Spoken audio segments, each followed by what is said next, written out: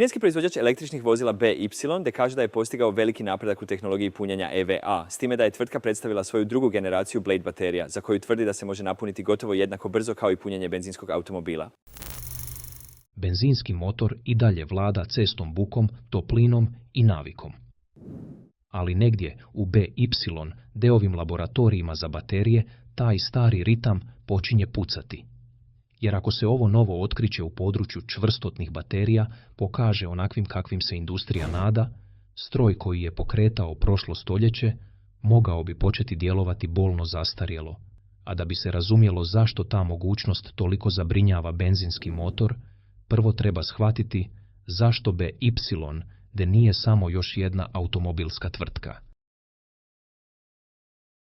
Zašto BY de nije samo još jedna automobilska tvrtka?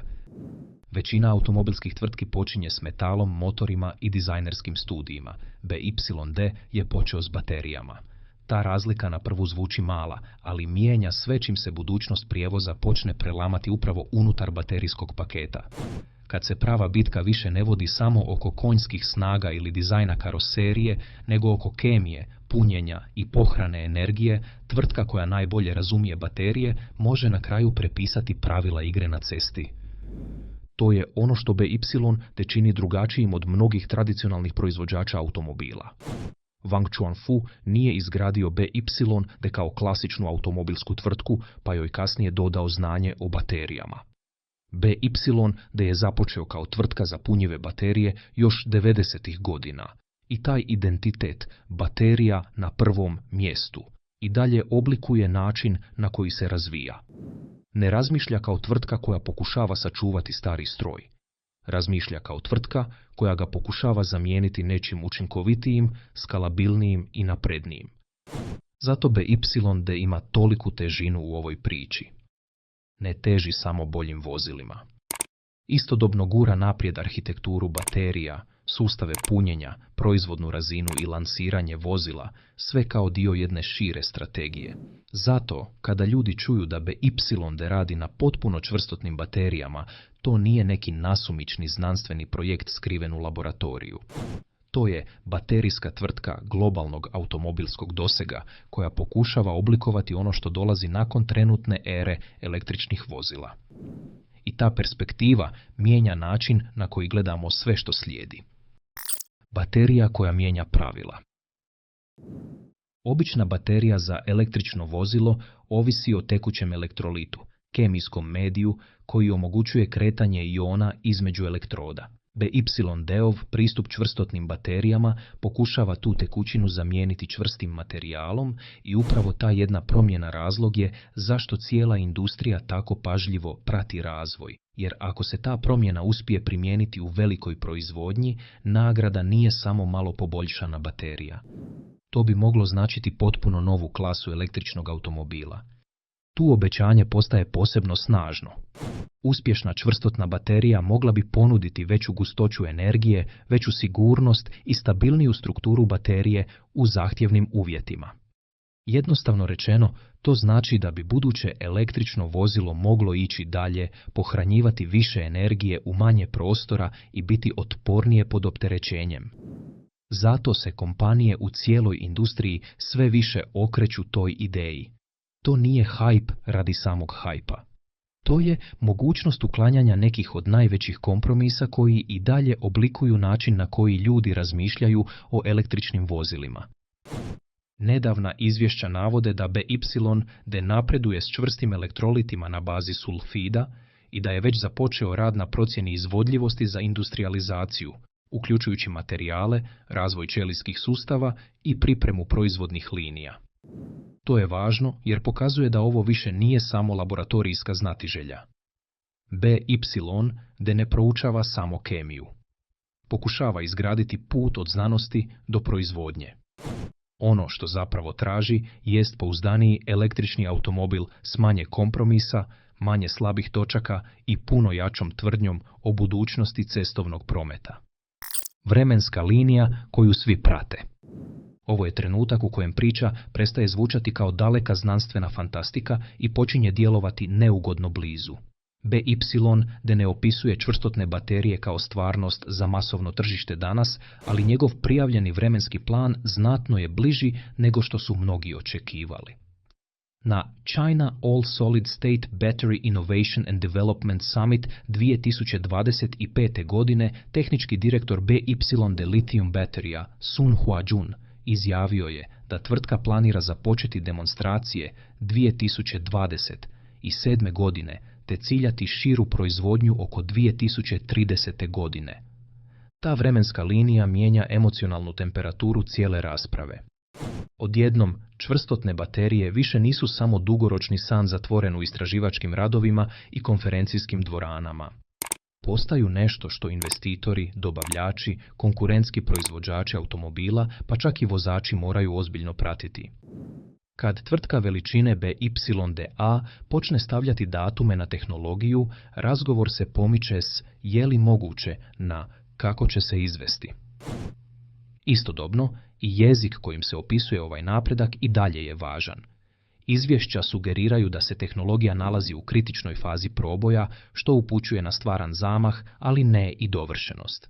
Ta razlika je ključna. Baterija može izgledati iznimno u prototipu, a ipak se mučiti kada se suoči s ekonomijom proizvodnje, vremenskim uvjetima, prinosom u proizvodnji i stvarnom upotrebom u velikim razmjerima.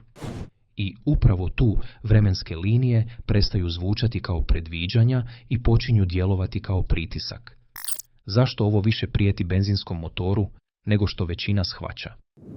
Benzinski motor ne gubi zato što netko održi hrabar govor o budućnosti. Gubi onda kada ga obični ljudi više ne trebaju. Desetljećima je motor s unutarnjim izgaranjem držao svoju poziciju jer je rješavao 3 duboko ljudska problema odjednom. Brzinu, sigurnost i naviku. Mogli ste brzo natočiti gorivo, voziti daleko i vjerovati sustavu bez stalnog razmišljanja gdje stati ili koliko ćete čekati. BY de sada napada te navike iz više smjerova istovremeno. Reuters je izvijestio da BY-ova druga generacija Blade baterije može napuniti od 20% do 97% za manje od 12 minuta, čak i na minus 20 stupnjeva Celzija, uz domet do 777 km u nekim vozilima. Tvrtka je također navela da planira proširiti svoju mrežu brzog punjenja na 20.000 stanica u Kini do kraja 2026. godine, uključujući 2000 na autocestama. To je važno jer kada punjenje prestane djelovati kao duga pauza i počne izgledati kao kratki predah, jedna od najstarijih emocionalnih prednosti benzina počinje slabjeti. A BY de ne vrši pritisak samo sa strane potpuno električnih vozila. Njegovi unaprijeđeni plug-in hibridi navodno nude kombinirani domet do 2110 km i više od 210 km vožnje, isključivo na električni pogon.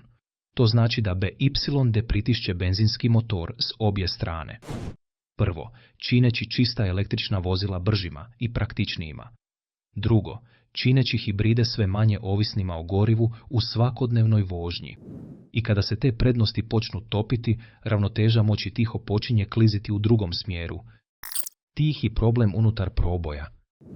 Svaki proboj ima tihu prostoriju iza sebe, mjesto gdje naslovi nestaju, a inženjering počinje uzvraćati udarac. Upravo tamo ova priča postaje stvarna. Glavni znanstvenik BYDA, Lian Yubo, rekao je da su čvrstotne baterije ušle u ključnu fazu proboja, ali je također jasno naglasio da je komercijalizacija i dalje ograničena velikim tehničkim i industrijskim preprekama. Neke od tih prepreka su kemijske i fizikalne. Izvještaji koji sažimaju Lianove izjave ukazuju na probleme poput stabilnosti sučelja i litijevih dendrita, sitnih struktura koje mogu nastati unutar baterije i narušiti sigurnost ili performanse. To nisu sitnice skrivene na rubu priče. One se nalaze u samom središtu pitanja može li čvrstotna baterija prijeći put od impresivnog eksperimenta do pouzdanog proizvoda. Druge prepreke su brutalno industrijske. Kontrola troškova, inženjerska složenost i prinos u proizvodnji postaju znatno teži čim baterija napusti kontrolirano istraživačko okruženje i uđe u tvorničku proizvodnju velikih razmjera. ćelija koja u razvoju radi besprijekorno može i dalje propasti u trenutku kada se milijuni jedinica moraju proizvoditi dosljedno, povoljno i dovoljno brzo za stvarna vozila. BY da ne pretvara se da će se ova tranzicija dogoditi u jednom čistom skoku. Izvještaji također navode da tvrtka ne vidi čvrstotne baterije kao trenutnu zamjenu za tekuće baterije, nego kao tehnologiju koja bi ih mogla nadopunjavati tijekom šireg prijelaza prema učinkovitijim električnim vozilima. To priču čini uvjerljivijom, a ne slabijom. Upućuje na postupnu tranziciju u kojoj poboljšani litij-ionski paketi, druge kemije baterija i vrhunski čvrstotna rješenja mogu koegzistirati godinama prije nego što jedan format potpuno preuzme vodstvo. Što znači da prava bitka više nije pitanje mogućnosti, nego izvedbe. Trenutak kada se cesta počinje mijenjati. Revolucije rijetko dolaze s jednim dramatičnim trenutkom pucanja. Češće počinju čudnim osjećajem da stari stroj još uvijek radi, ali mu budućnost više nije sigurna. Upravo to čini BY-ovu priču o baterijama toliko uznemirujućom za benzinski motor. Stvarni pritisak ne dolazi samo iz jedne objave.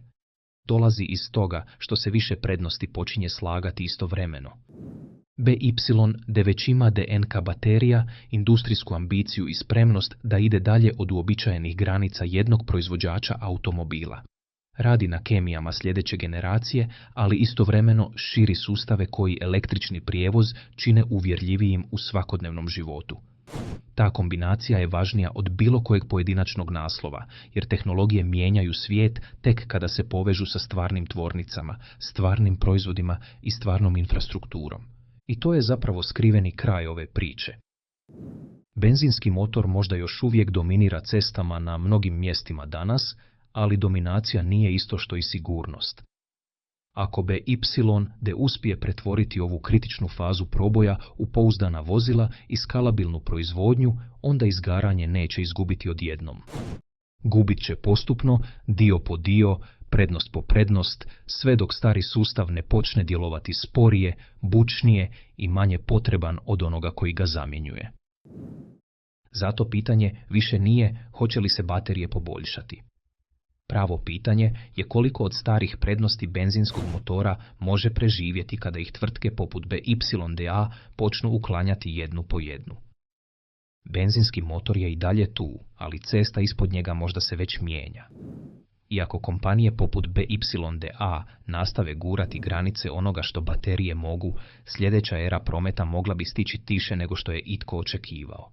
Ako vam se ovaj video svidio, lajkajte, podijelite i pretplatite se.